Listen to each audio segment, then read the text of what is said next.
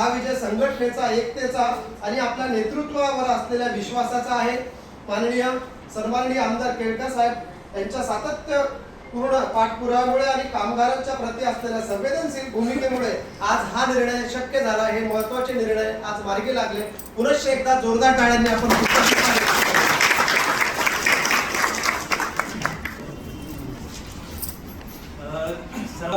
माननीय आमदार संजय केळकर साहेब हे आपल्या कर्मचाऱ्यांसाठी एक कैवारी म्हणून सतत पाठीशी उभे राहतात। हे या आजच्या जनसंवादामध्ये किंवा या तुमच्या लोकांच्या पाठिंब्यामुळे आज हे वेळोवेळी सिद्ध होत आलेलं आहे। आणि साहेब हे जे काम अडलेलं असतं ते मार्गी लावतात। आता कित्येक कैलास भाऊंनी सांगितल्याप्रमाणे कंत्राटी कर्मचाऱ्यांची कामे, जे आरोग्य विमा असेल त्यासाठी आंदोलन घेतले, कितीतरी वेळा महापालिका कंत्राटी कर्मचारी आहेत, शिक्षण विभागातले आहेत, अनुकंप विषयाचा 30-35 वर्ष ज्यांना लाभ मिळाला नाही तो तर खरं न्याय भूमिकेने लाभ मिळाला पाहिजे। साहेबांनी हे तिथं दाखवून दिलं की हा लाभ हा लोकांना मिळाला पाहिजे, तो त्यांच्यावर अन्याय होतोय।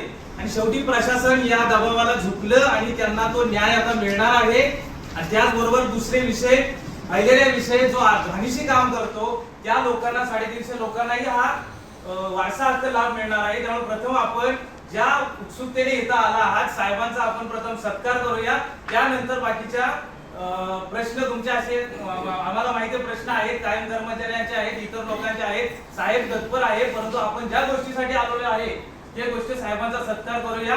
धन्यवाद। केळकर साहेबांचा